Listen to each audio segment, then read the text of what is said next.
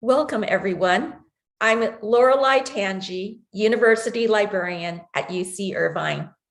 We are offering a live transcription of this event, which you can turn on at the bottom of your screen by selecting closed captioning or view the full transcript. I'd like to start today's program with UCI Libraries' acknowledgement of our presence on the traditional, ancestral, and unceded territory of the Yahashiman and Tongva peoples. We're so pleased you joined us for today's event, Confronting Extremism. This program is part of an event series held in conjunction with the Americans and the Holocaust, a traveling exhibition for libraries co-sponsored by the United States Holocaust Memorial Museum and the American Library Association. The exhibition examines the motives, the pressures, and the fears that shaped Americans' responses to Nazism, war, and genocide from 1933 to 1945.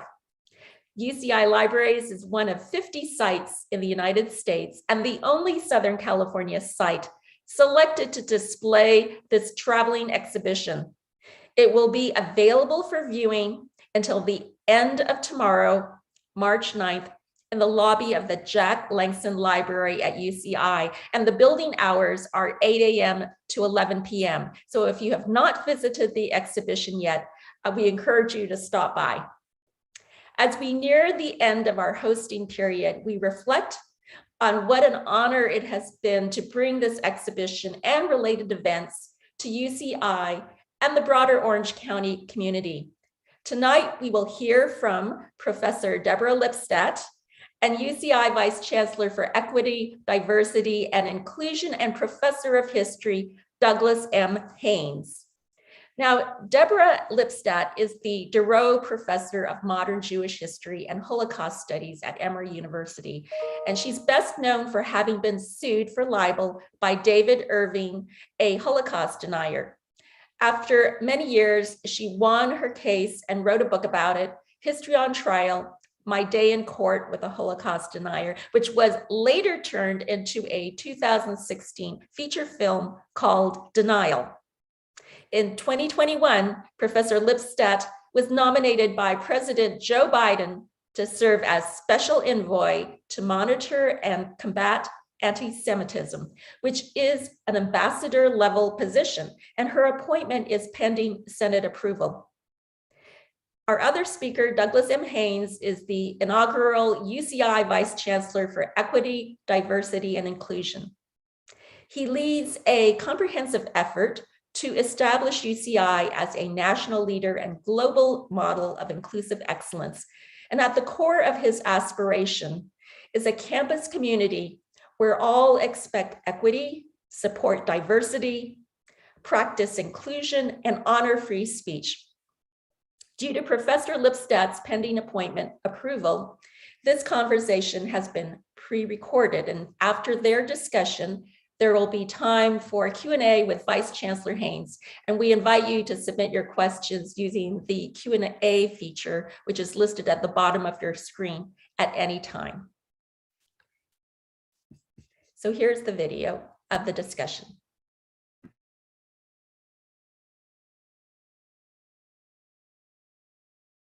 Dr. Deborah Lipstadt, it is an honor to spend time with you today to understand extremism and how best to confront it. How are you? I'm good, and I'm delighted to be here, or at least I'd be more delighted to be in Irvine because I love that part of the country, but I'm delighted to be in conversation with you, Provost Haynes. Thank you so much. You know, I'm a historian. I know you're a historian, and I think that's a good place to begin. I noticed passages from Deuteronomy are included in the dedication of a few of your books. For example, in Denying the Holocaust, that was published in 1993, you invoke the following passage: "Remember the days of yore, learn the lessons of that generation that came before you." What inspired you to become a historian? And did you always want to be one? Well, that not exactly. I don't think so. But first of all, I'm deeply touched that you picked up on that, because I pay a lot of attention to those prefaces and those dedications. And also that I think that's, it's the concluding chapters of the Hebrew scriptures. It's Moses's poem to the people of Israel. And he doesn't just say, remember, he says, learn. So, and that's what history is to me. It's not just recitation of a bunch of facts, but what can we learn from these facts? I grew up in a home that was steeped in history, steeped in Jewish history. My father was an immigrant from Germany. He came during Weimar before the Nazis. My mother came from Canada, but her family had come from Poland. And there was just history all about, there was a love of history. And I don't know, I just fell in love with it. Wow. Wow. I'm particularly intrigued as I sort of prepared for this interview. I realized that I had followed your career for quite a while as a graduate student, as a younger scholar, even today, even though I have less hair.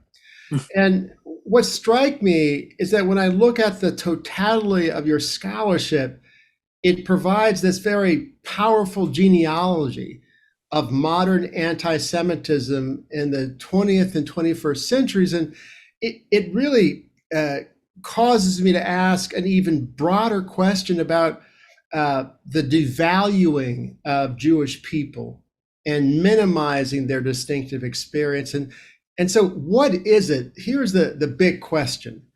What is it about our society that enables anti-Semitism to persist, yet change over time? Oh, that's such a good question, and such a broad question. And you and I could give a whole seminar, a history seminar, graduate seminar, undergraduate seminar on that. Anti-Semitism has been called the oldest or the longest hatred.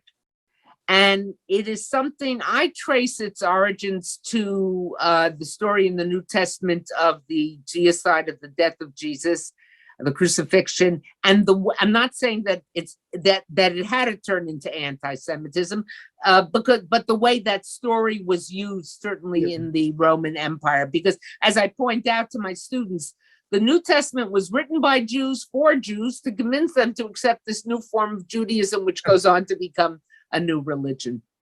But as you well know, and many of the people listening to this well know, people like to divide amongst people, amongst groups. There has to be an inner group and an outer group. The popular, on the playground, the popular kids and the unpopular kids. And I'm not comparing that to the prejudicial hatreds, but people divide, people elevate. They want to be on top.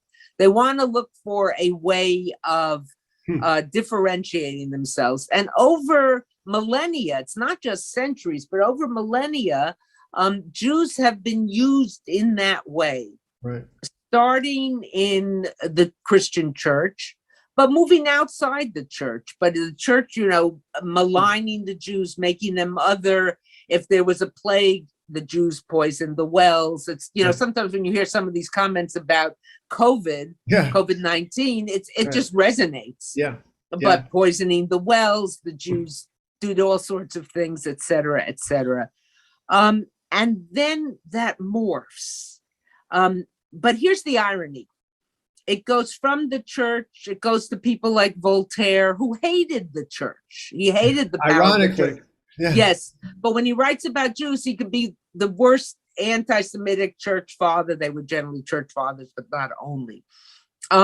It goes out of the church. It goes to Karl Marx, who hated all religions. But when he talks about the Jews, he could be talking from the script of the church. So and then it goes, of course, to eugenicists, the pseudoscience. Never say the science of race, the pseudoscience of race. It goes to the Nazis. It goes to the communists, right, left, center, atheists, believers. But the template remains the same. It's not, if it comes, it doesn't matter if it's coming from, with variations, and I will get to some of those variations, but the template remains the same. So something with such long roots and such long legs is very hard to eradicate. Look, racism in this country, which has much shorter history. I mean, the whole country has a much shorter history. I remember in bicentennial, I went to Europe and people were laughing. We're celebrating 200 years and they celebrate 2,000 years or something. It's so hard to eradicate. Sure. How much more so something that has religious and roots going back millennia.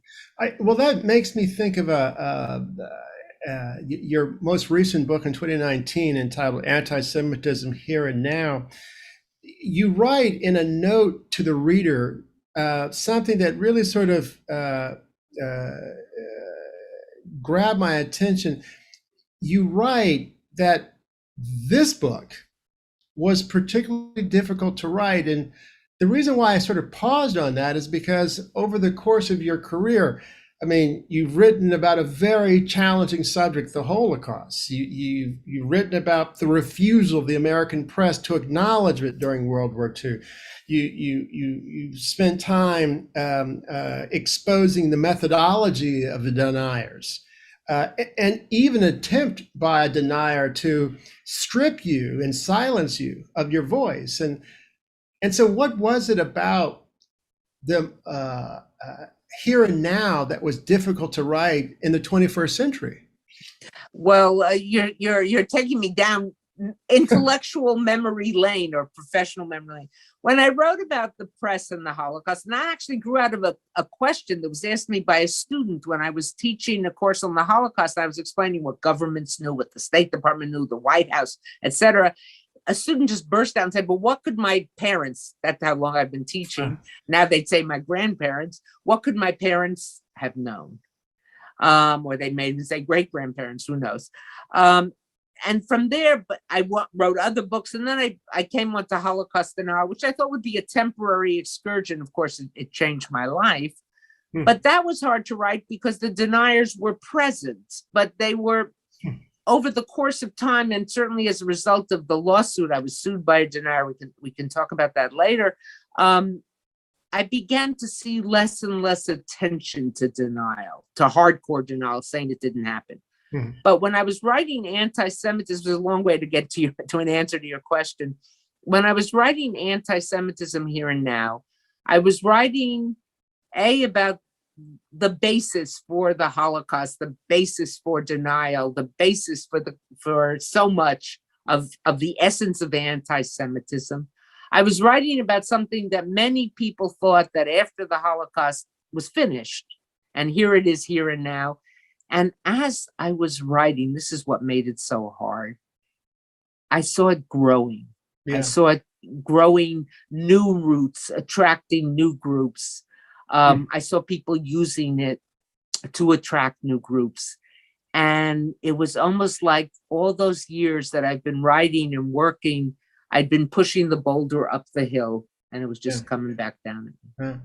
And you know, it's, as I was reading that book, I noticed this interesting set of tendencies that you write about and reflect on, and one is you describe this taxonomy where, you know, types of behavior that normalize antisemitism, the extremists, the enabler, the dinner party, the clueless antisemite, right? That are there in the world, that are present, that are in our neighborhoods or schools where we work.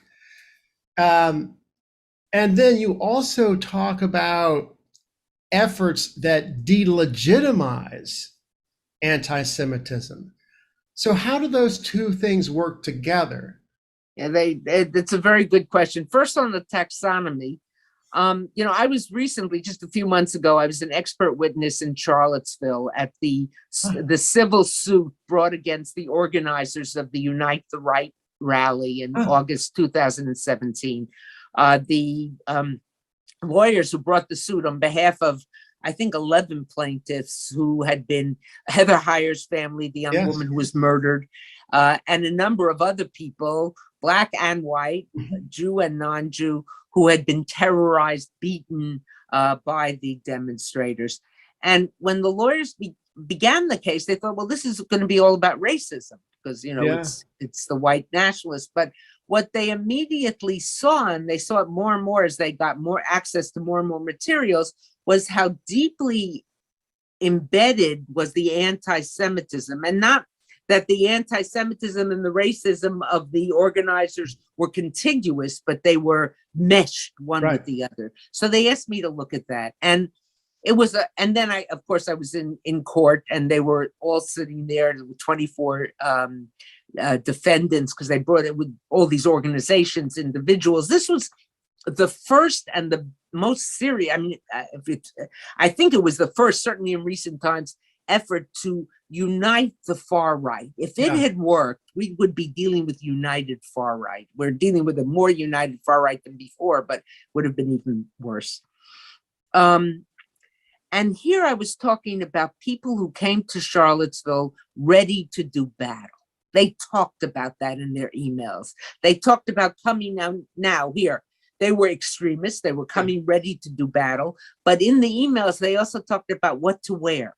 And if you look at the videos from Charlottesville, you see that lots of them are wearing white golf shirts and khaki pants. And they didn't just happen all to decide on white shirts and khaki pants, but they said, don't, and no, and very few swastikas. The most we could see was one, maybe two swastika flags, lots of Confederate flags, lots of Nazi symbolism, but very few of, because the swastika Americans know, even Americans who have no sense of history, those Americans who have no sense, know that swastika. So don't bring anything that will trigger that we're extremists. But they came to do battle, and they killed Heather Heyer, and they beat up people that Friday night.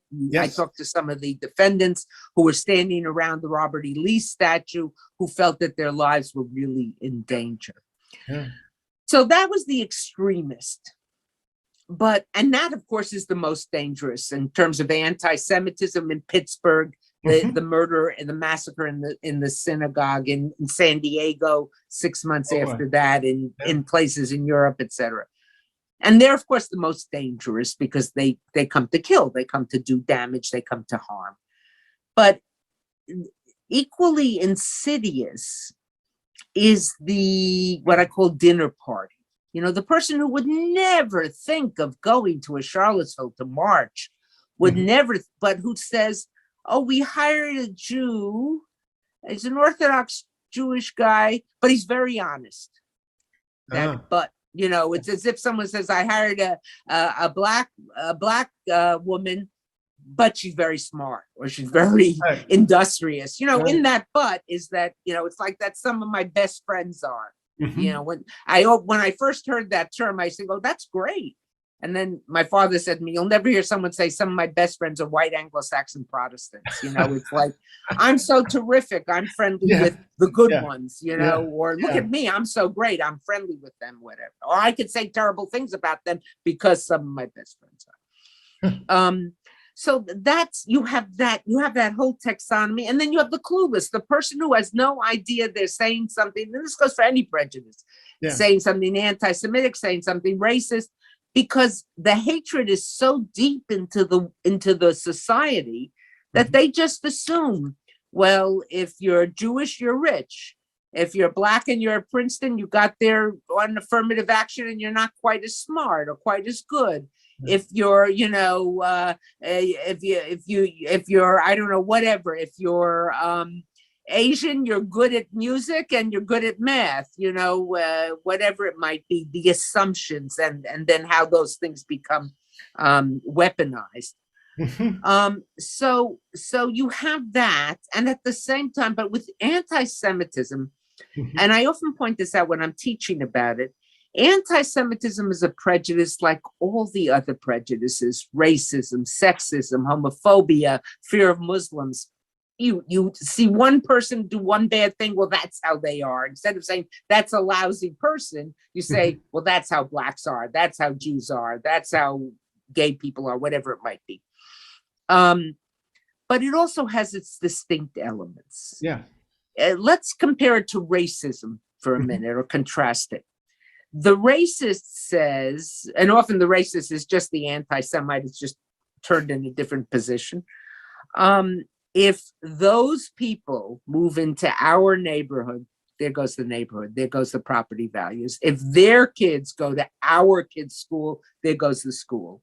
In other words, they're going to bring us down. You know, I often point out that how did the Nazi press, which of course everything in Germany by 1936, by the time of the Berlin Olympics, was government controlled. How did they explain that a black man was able to beat Jesse Owens with an Aryan representative? Aryan gods, the Aryan, you look at the posters, the Aryan gods. And it wasn't just Jesse Owens. There were other, he won 4, but there were others who won 3 on the track team, etc. What did they say? And this is horrific. They said he on the scale of the pseudoscience of race, eugenicism, he's closer to an animal than to a person. His hip structure is closer to a horse, so even the fastest Aryan couldn't beat him. In other words, they're like animals, and the Jews were untermenschen, subhumans. So the racist punches down, the anti-Semite also punches down. Jews spread disease, Jews are dirty, but there's an added element in terms of anti-Semitism. The Jew is, remember, every stereotype, I don't have to belabor this point with you, every stereotype has its templates. What the stereotype of gays is different from the stereotype of Asian Americans, different from the stereotypes of blacks, Jews, etc. So part of the stereotype of the Jewish, the anti-Semitic template is more powerful, clever, conniving, sneaky, works behind the scenes to do their evil work. So in other words, not only are they to be loathed as the person of color might be, and Jews are to be loathed too, but they're to be feared for what they can do to us. And that's where it gets its staying power. And the other element that 2 other elements that you don't have, that that these are distinctive elements of anti-Semitism, it comes from all across the political spectrum. Right, left, center, Christians, Muslims, atheists, even some Jews, democracies, countries with Jews, countries without Jews. And something we're so familiar with now, it's rooted in a conspiracy theory. The Jews are conspiring against us. Now, the second part of your question was, at the same time that we see this so bold and clear, there's often a failure to really acknowledge it. There's a failure, and I hear this from students whose provost, not like you, Doug, but if I might, of course. But some universities, I've heard it from people in corporations, that when their Office of Diversity and Inclusion or their CEO or someone, there's a terrible incident, and the official body puts out a statement condemning it, they condemn racism, they condemn a fear of Muslims, Islamophobia, they condemn homophobia, etc. But they leave out anti-Semitism because they say, well, Jews are doing okay. I mean, so there was an incident in Pittsburgh. It wasn't very good. It was bad, in fact, but by and large, what are they complaining about? Or if there's an incident of anti-Semitism, instead of saying we condemn anti-Semitism, they say, we condemn anti-Semitism and racism and all other forms of isms. It can't stand on its own. I'm not saying that we have to stand on our own, give me the special victims Olympic medal or something. But there's a failure to take it seriously. There's a failure, in part, I'll tell you why, in part, because Jews are very resilient. I'm not saying that other peoples aren't resilient, certainly they are, but Jews are very resilient. And look, less than 8 decades ago, in the lifetime of people still living in Orange County and many other places, 1 out of every 3 Jews on the face of the earth was murdered. And yet maybe it's because we have such a long history of being persecuted. Maybe we just, I don't know what, but we're resilient. We don't look like we don't present as often the traditional victim of prejudice presents. People say, what are you complaining about? You've got power. Using the anti-Semitic stereotype, they rely on that. And then there's the last problem is that I think in certain cases, and this often plays out between the Black community and the Jewish community, or and not with maliciousness, but just I think a gap of understanding. There's a feeling that there's only so much bandwidth of sympathy. Mm-hmm. And you Jews, you're doing all right. So what are you talking about anti-Semitism? It takes away attention from racism. My argument is completely different. My argument, especially after what I saw in Charlottesville, is that it's not one or the other, but the haters are motivated by the same kind of hatred. To the haters, certainly on the far right, not every place, but those on the extreme right, Jews are as other as Blacks, and if you can show how these are links, you can show it may start with one group, but it doesn't end with one. That's right. It's interesting because I what I'm hearing is how efforts that delegitimize anti-Semitism, particularly by extremists, weaponize ignorance, right?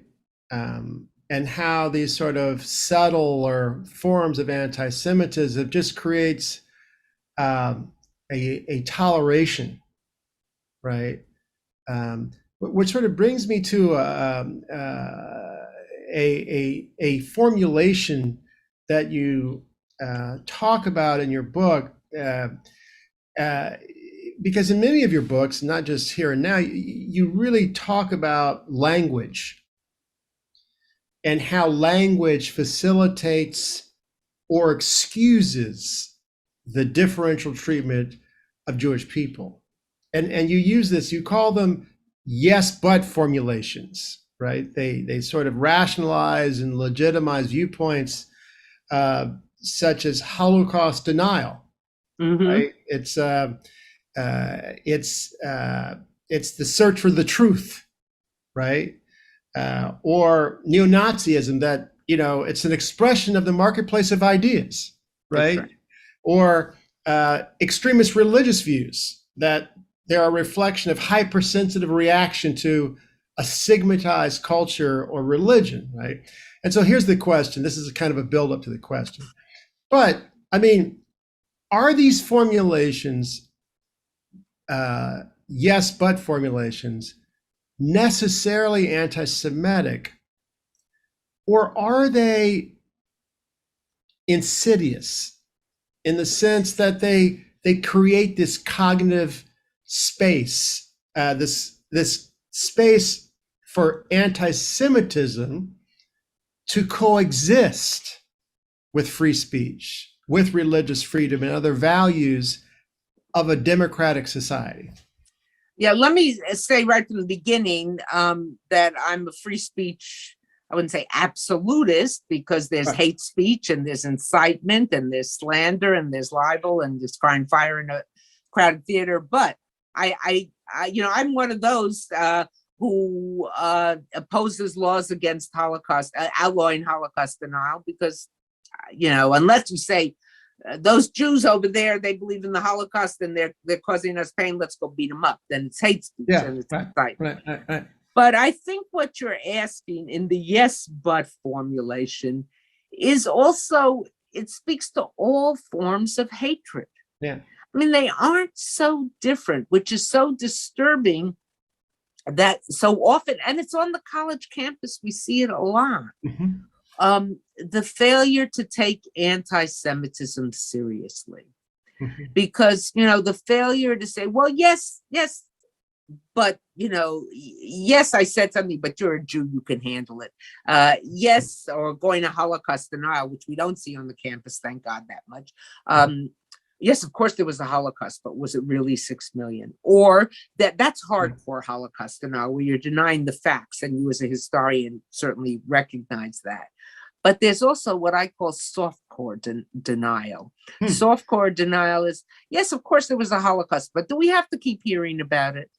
And again, it's not dissimilar to oh yes, there was slavery, but it was 400 years ago. No, it wasn't 400 years ago. Right.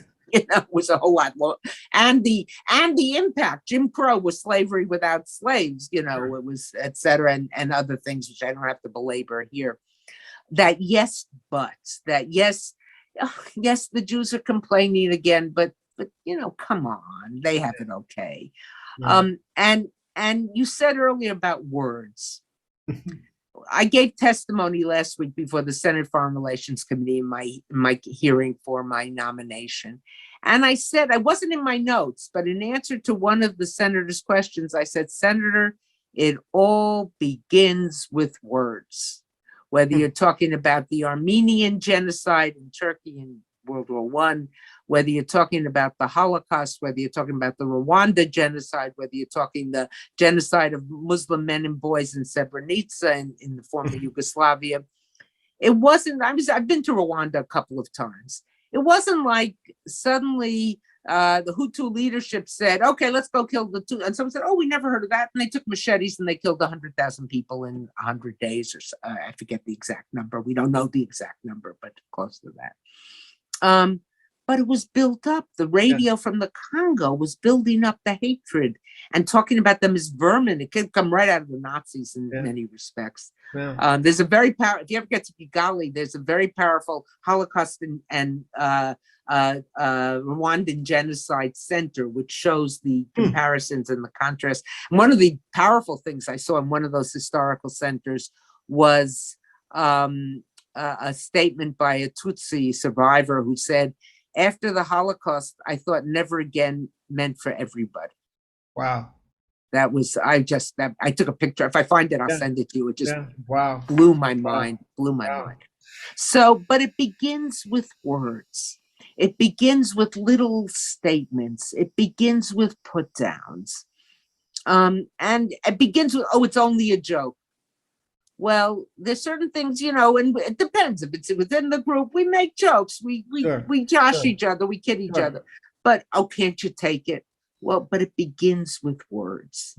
And I think that is so crucial. Well, and that makes me turn to a number of incidents, some of which you referenced, that the racist violence, the extremist violence in Charlottesville in 2017, that began on a public research university, the mass shooting at the Tree of Life synagogue in Pittsburgh in 2018, the Poway synagogue shooting in San Diego in 2019, and indeed the insurrection at the U.S. Capitol in last January.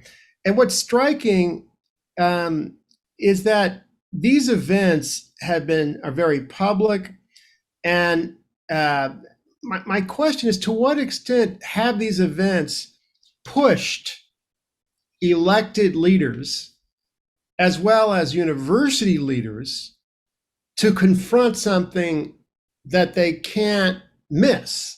That, in other words, before Charlottesville, it was pretty rare to have such public condemnations, right, among many people. Right. And so to some extent, would you agree that there's far more attention to speaking out about forms of extremism now than there was before? I'm going to say yes and no. Okay. I think that many universities have become aware of this, but where they've been slow, and it's changing somewhat, but where they've been slow on the uptake is recognizing the seriousness of anti-Semitism. Yeah. I have heard a number of students, this is anecdotal, of course, but who say to me, we went to the provost or whoever it was to say there was an incident of anti-Semitism, and they listened to us very seriously. And they said, I'm going to stay right here. I'm calling the Office of Religious Life, and I'm going to send you over there to make sure they know about it. And they said, this is not a matter of religious life. This is a matter of hatred. This is a matter of prejudice. This is a matter. And just a few days ago, I was in conversation with students from a small liberal arts college. I won't mention which one, very selective. I just heard that I think their acceptance rates was 8% of that's pretty high, pretty low, whatever term, it's very selective. Yeah. And I was talking with a group of the Jewish students, really smart, really balanced, really thoughtful students. And one of them told me the following story, that a friend of hers had said to her, non-Jewish friend of hers, had said, Jewish students are not very well liked on this campus. This is a northeastern, small, selective private school. There are a lot of them, so it's hard to focus on one. And it was just shocking. Students increasingly feel that Jewish students feel that the protections and the concerns offered to other minorities are not offered to them, not because of a malicious or because the school administration is anti-Semitic, but because they just don't get it, that this is a serious problem. Now, your presence here today, other talks I've been asked to give through president's offices, and not just necessarily the Hillel or the Jewish Studies program or something, indicate a growing recognition. Yeah. But it's a very difficult, it's time to take this seriously.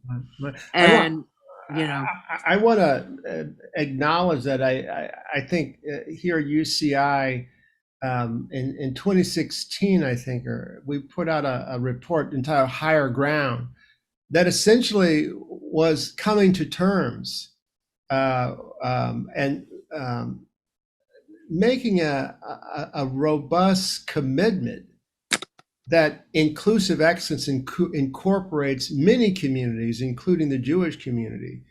We thought in 2017 that our Confronting Extremism initiative was just about Charlottesville.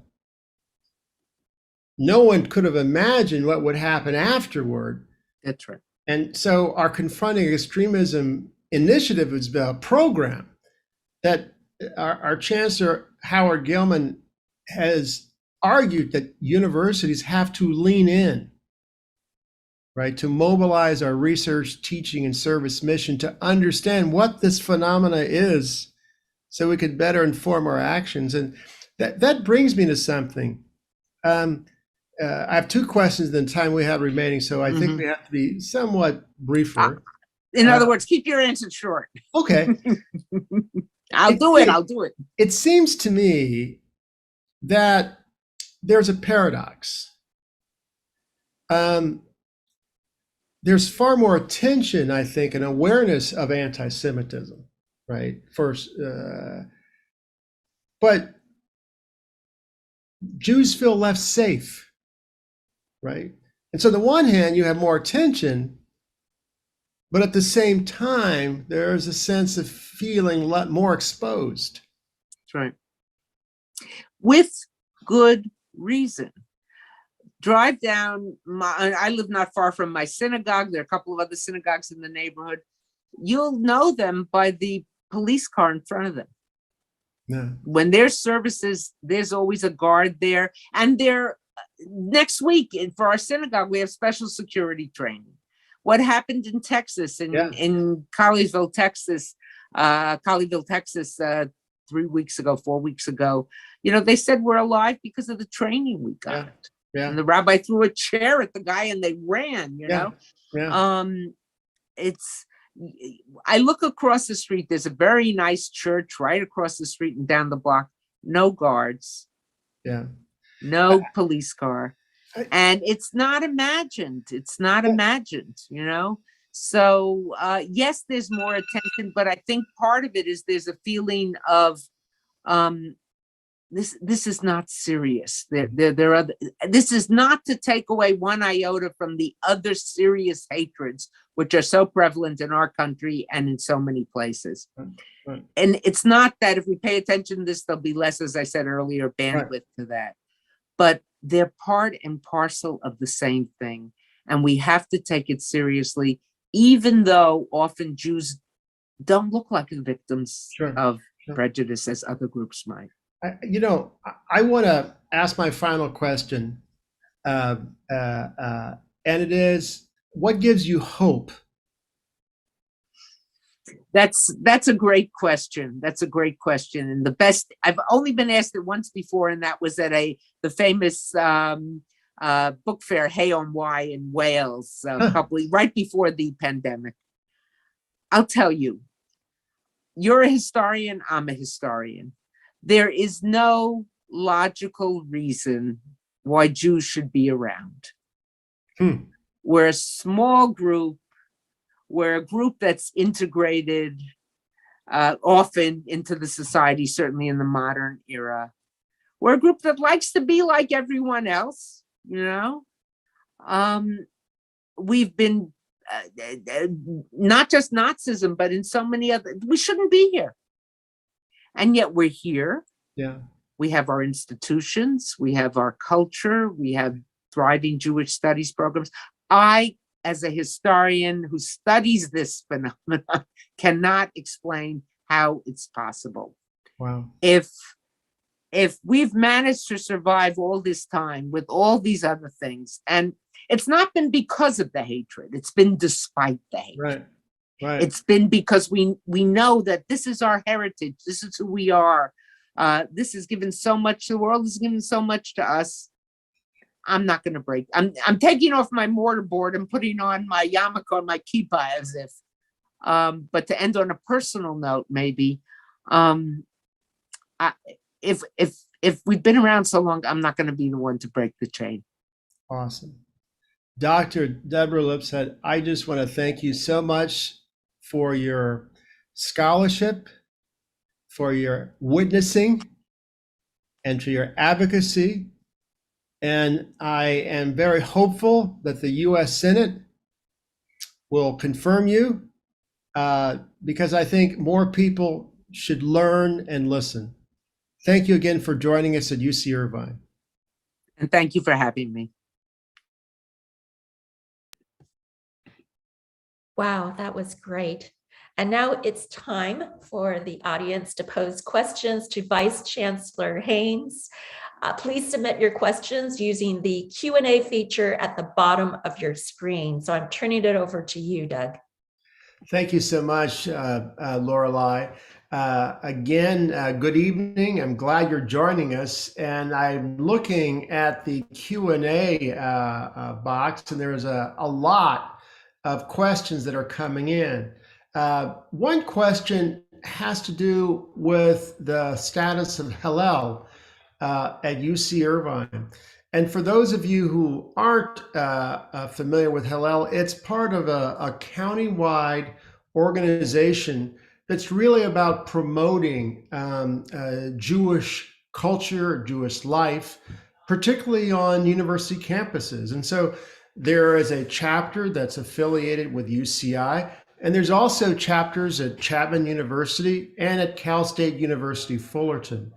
And I think at UCI, which I can speak to more knowledgeably, we have a very, I think, robust relationship because at the core of UCI is a relentless commitment to inclusive excellence.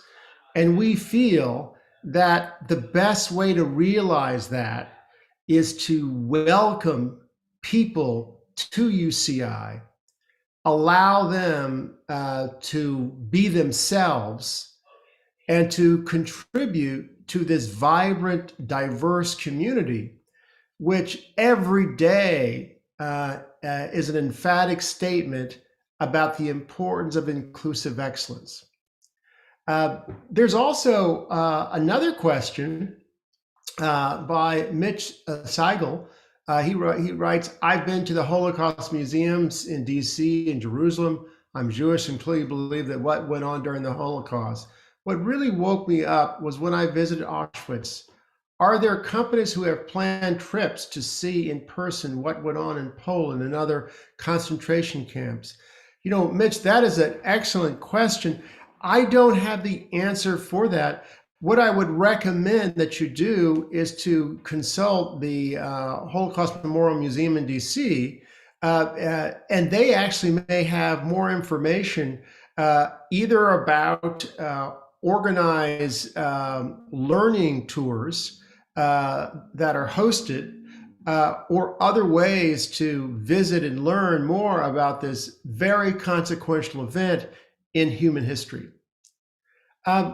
There is, let's see, another question from C. Amandi. They ask, what are your thoughts on Black Hebrew Israelis and anti-Semitism? And C. Amandi, I have to confess, I'm just not familiar with Black Hebrew Israelis and anti-Semitism. And so I'll be, as a good student, I'll definitely learn more, but I'm afraid I really can't comment on that because I just don't know. But I want to encourage others, if they have questions about the interview, about the scholarship and advocacy of Dr. Deborah Lipstadt, to use the chat feature to share your thoughts and your questions. We do have a few more minutes left, and so we'll see what comes across the electronic transom.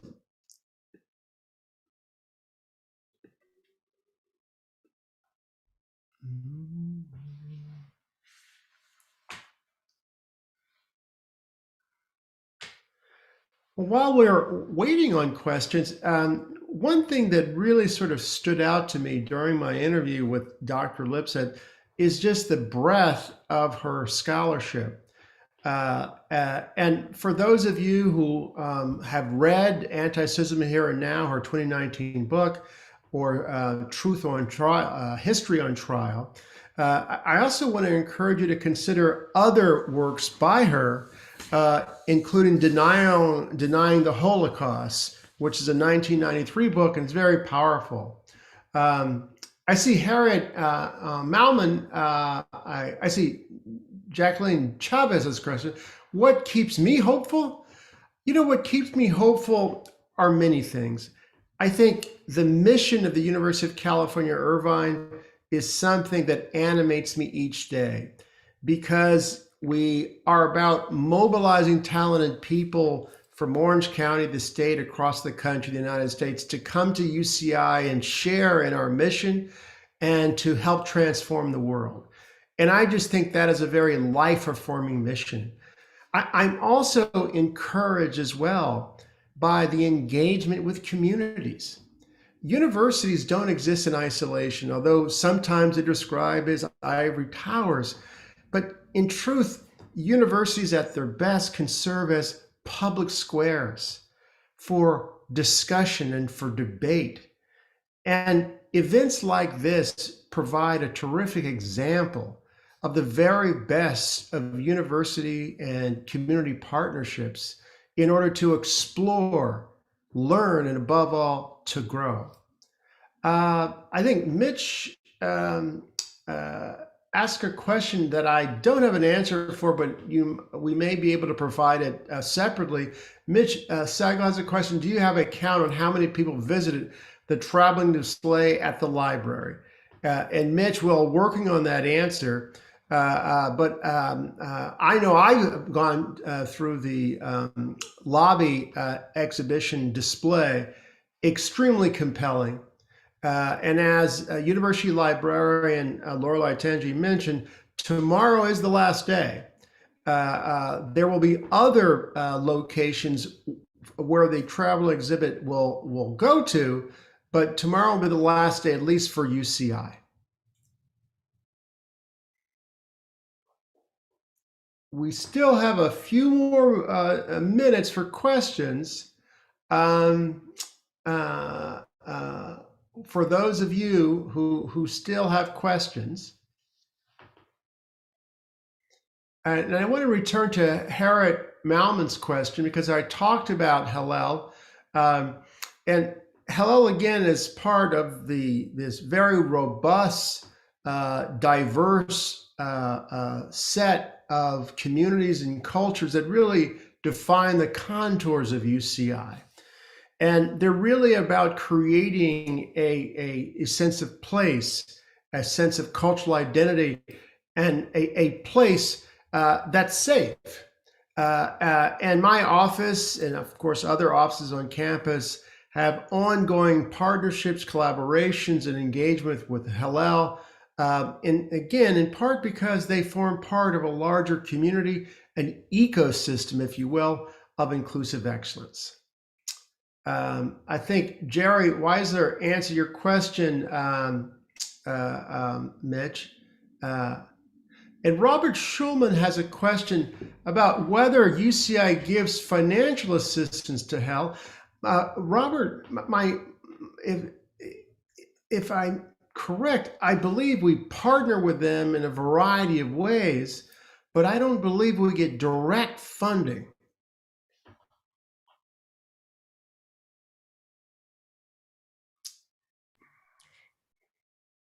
Doug, I have a question, Absolutely. but I'm not able to submit it through Q&A. Could you share what strategies you recommend for confronting extremism? You know, I really appreciate that question, Laura, and I just think it's a question that I think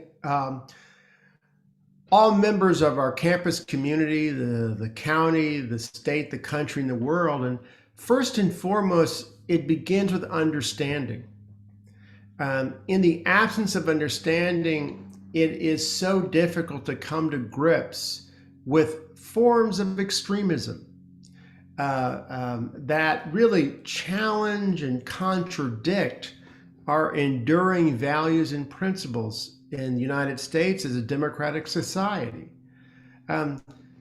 So being curious is fundamental to beginning to understand what extremism is. I think the second thing is to equip oneself, right?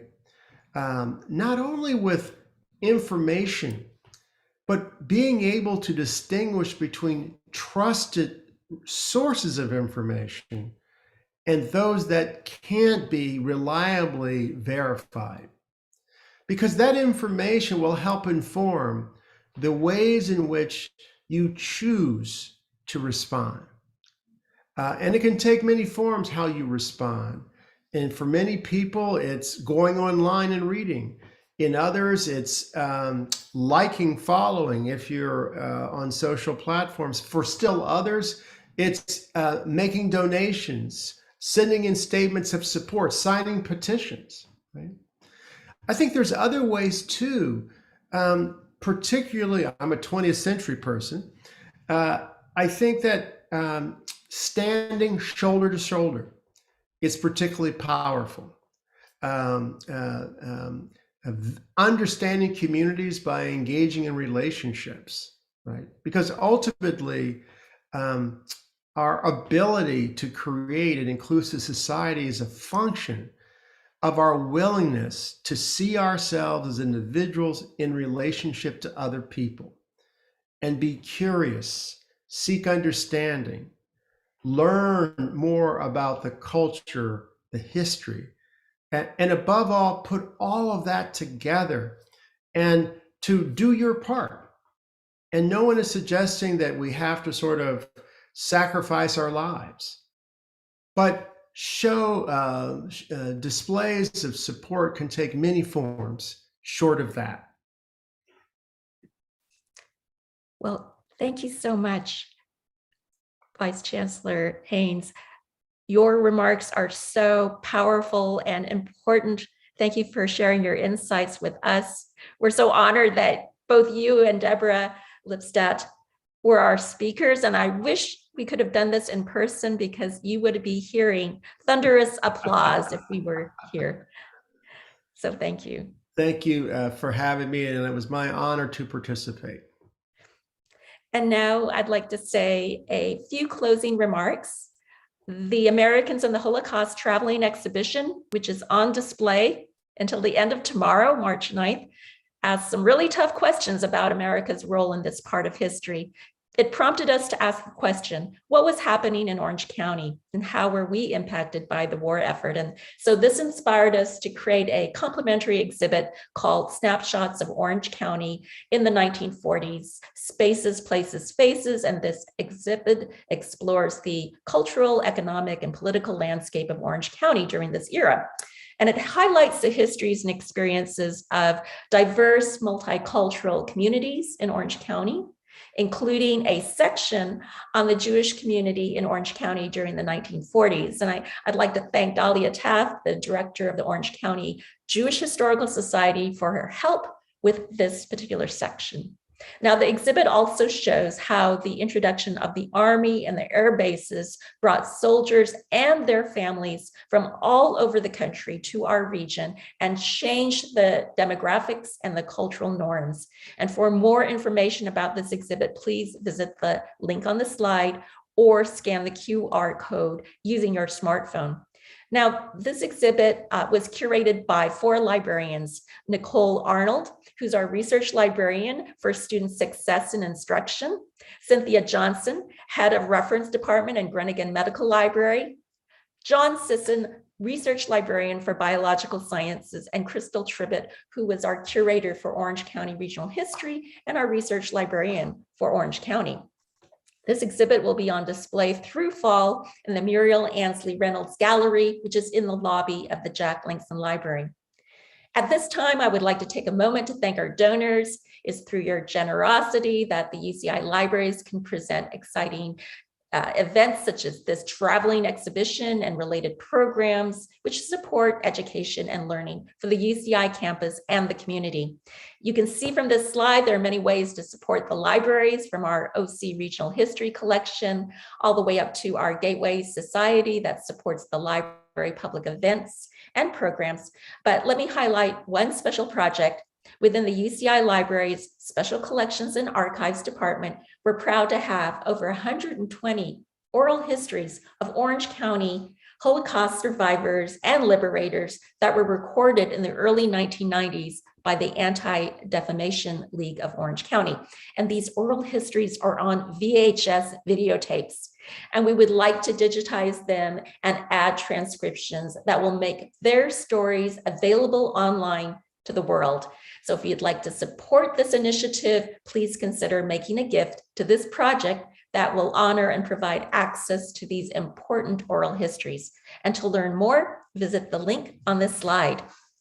Now, today's event was just one of 6 events we planned in conjunction with the American the Holocaust Exhibition, and all of the events have been recorded and they're available to view on the UCI Libraries YouTube page. To view the Americans and the Holocaust Exhibition Event Series playlist on our YouTube page, please scan the QR code or visit the link in the chat. I'd like to extend a special thank you to the UCI Center for Jewish Studies, especially to its director, Matthias Lehman, and also thanks to the Jewish Federation of Orange County, with a special shout out to Lisa Armoni, the Chief Impact Officer. We're so grateful for her partnership on this event. And I'd also like to thank Marla Eglish Abraham, the Western Regional Director for the U.S. Holocaust Memorial Museum, for all her support with the exhibition and speakers. We are also grateful for the support and collaboration with many other partners on campus. And thanks to the UCI Libraries team, the many library employees, current and past, who helped to make the traveling exhibition and public programs possible. So